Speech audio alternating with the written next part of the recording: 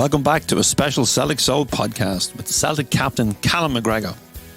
I was delighted to join other members from the Celtic Fan Media community at a press conference arranged by the club to chat to Callum about his new contract, life under Ange, captain in our great club, and what he and others expect from every new Celtic player coming into the club.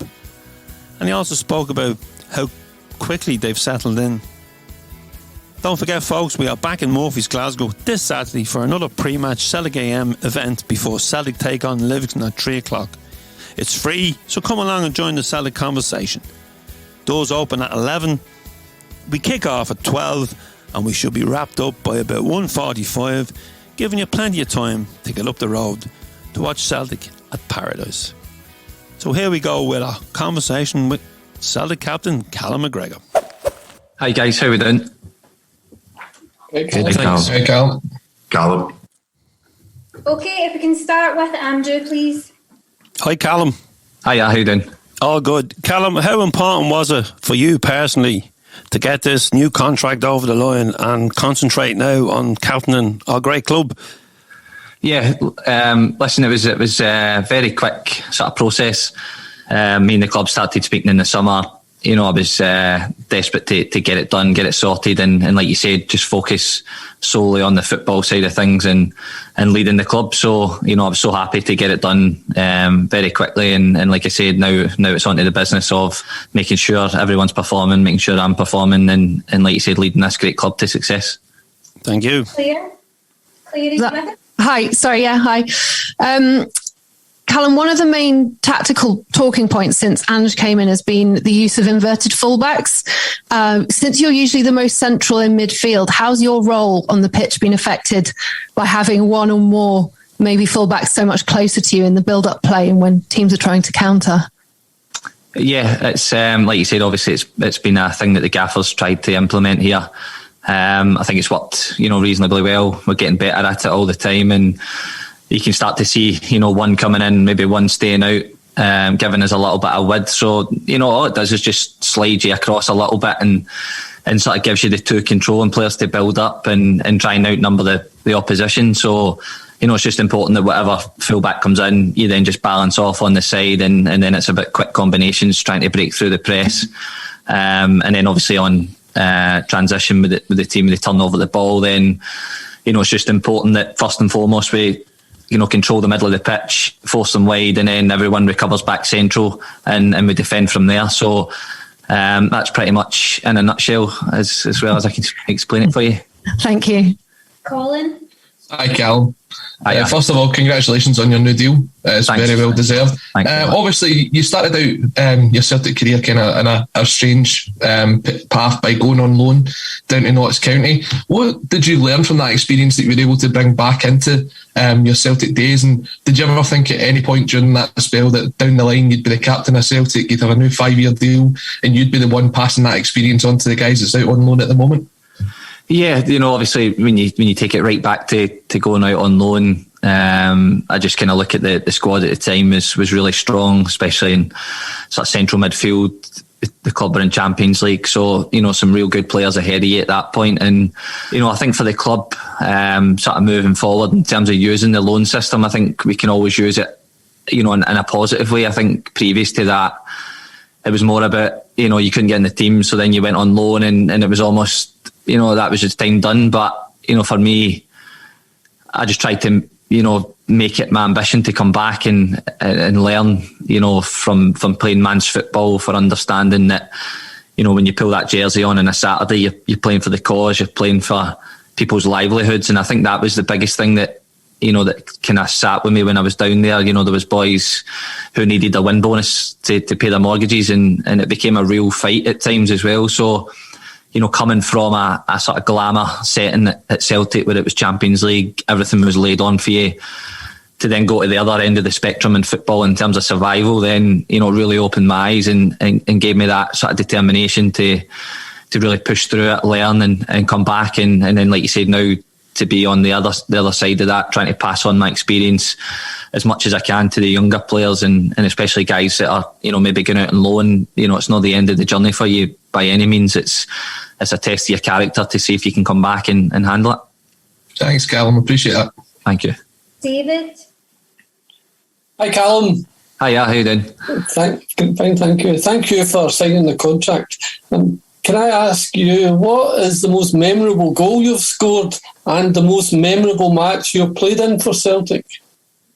You know, I've been quite fortunate that I've scored some good ones. I think my first Rangers goal in the semi-final in the Cup, I think that'll probably be my most special goal and moment for Celtic, to score against your biggest rivals. Then, you know, it doesn't come any better than that. And that was at a time where, you know, I was just emerging into the team, starting to play more regularly, and I think it was a big goal in terms of my career at that point.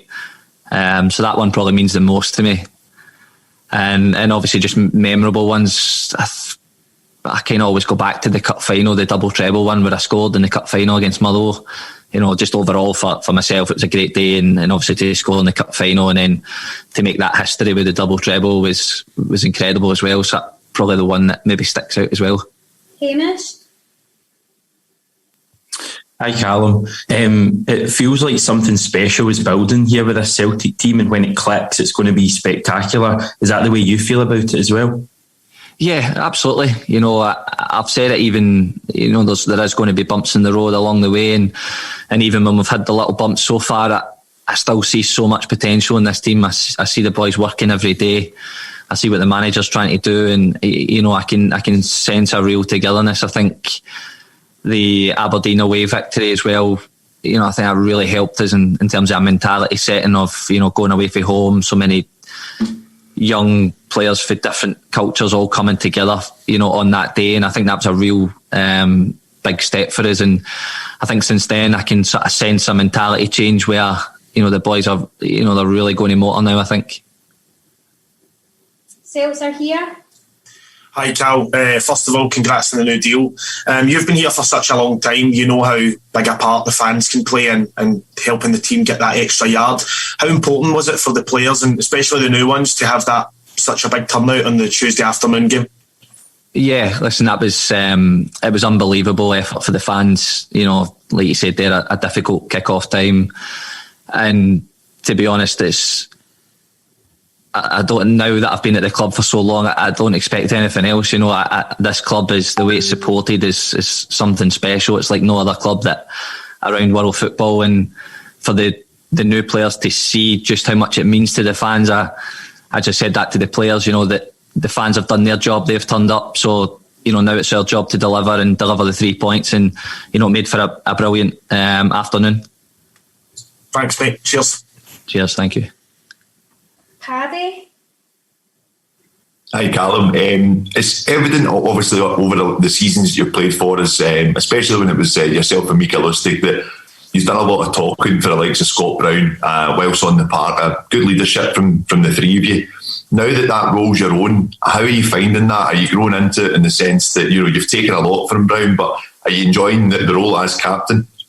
Yeah, it's a role that I'm enjoying very much. It's always evolving and developing every single day. There's good results, there's bad results. It's learning to stay calm and trust the process that the manager's got in place as well. So, you know, I kind of spoke about this earlier on in the season where, you know, it might take a little bit of time, and it's about trying to stay calm through that transition, but, you know, also letting the players understand that, you know, there's a standard here that we can't drop below as well. So, you know, there's, in terms of building things, there is always a little bit of that transitional period, but, you know, having been here for so long, you got to set the right standards, and I think the boys have been superb so far. And in terms of trying to take in as much information, and, you know, I'm always trying to drip feed things about the club and the way it's supported and the way that we should be acting every single day, and the behaviours that we should have. So, you know, the boys have been absolutely first class at that so far. Brilliant, mate. Kieran? Hi, Callum. Congrats on the new deal. Just how big a boost do you think it's been to get Anton McElhone in as head of sports science now? I mean, after going without one since June, do you think it's helped boost the squad's fitness levels, and also in terms of helping players come back from injury?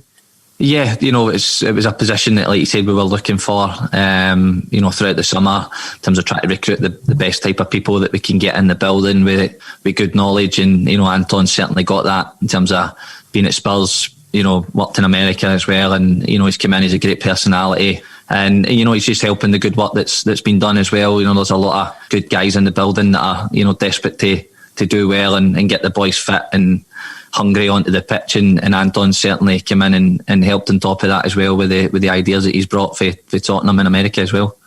Right, cheers. Thank you. Stevie? Hi Callum. Celtic fans have really got behind the new manager. It looks like the players have as well, yourself included.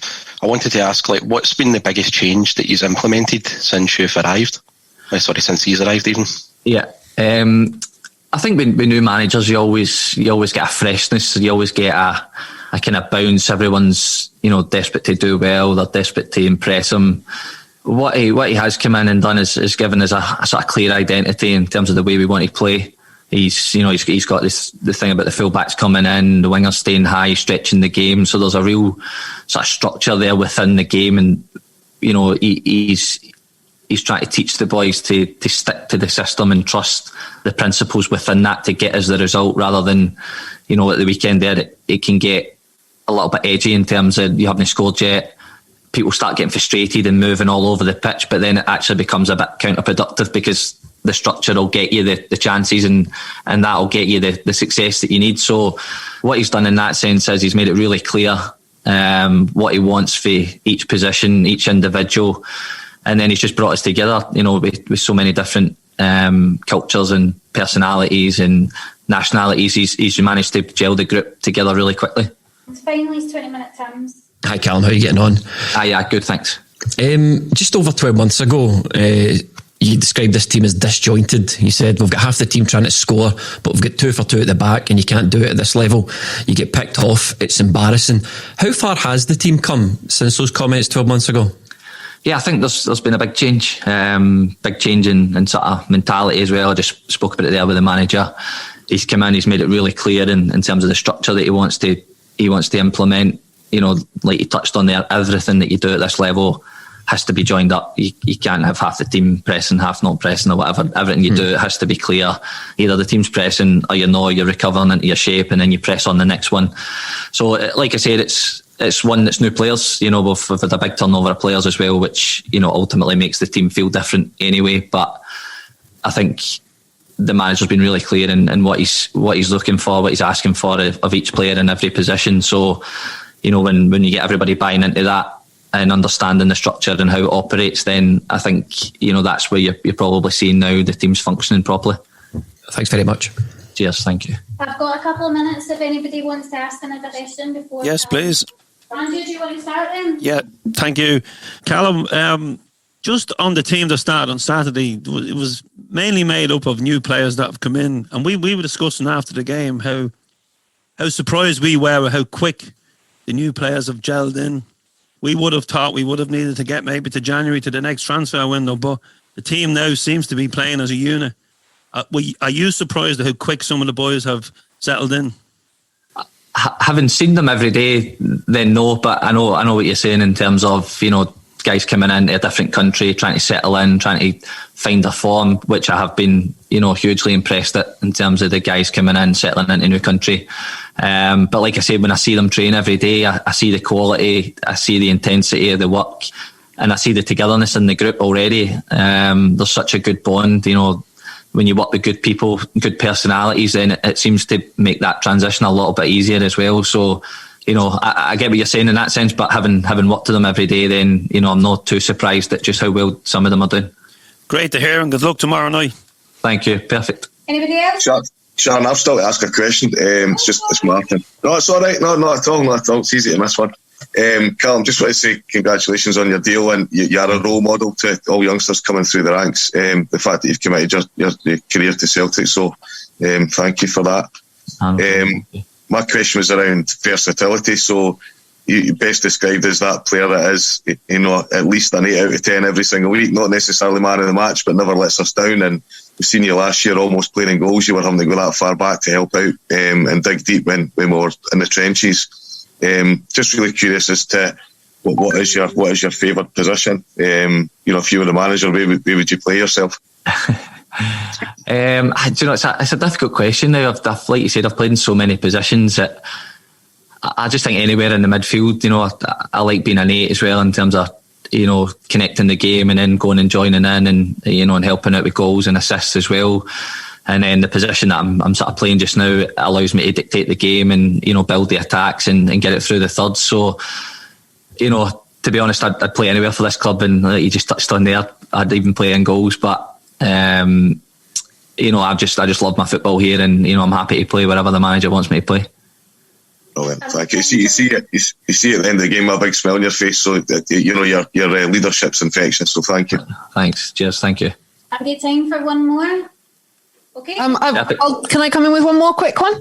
Yep, go for it. Just another one about how you're playing. The first few matches under Ange, we saw kind of fast, direct, attacking play. Yeah, there's probably a little bit of two things in terms of one. We probably wanted more control in the games. Previous to that, it was a little bit. We attack, you attack, and it became a little bit stretched the game. So that's something that we have been looking at in terms of trying to control the game more, control the ball, build up the pitch, and then we sort of get set for our attack. And if it breaks down, then everyone's together to go and press the ball and win the ball back. And what that does is it brings teams, further back the pitch, which then kills the counter attack. So, and I think, just in terms of how well we've been playing, I think now teams are probably sitting a little bit deeper as well. So there's probably a connection with the two things there, I would say. Yeah, thank you so much. Cheers. Thank you. Okay, thank you, everybody. Cheers, guys. Thank you. Thanks very much. Thank you.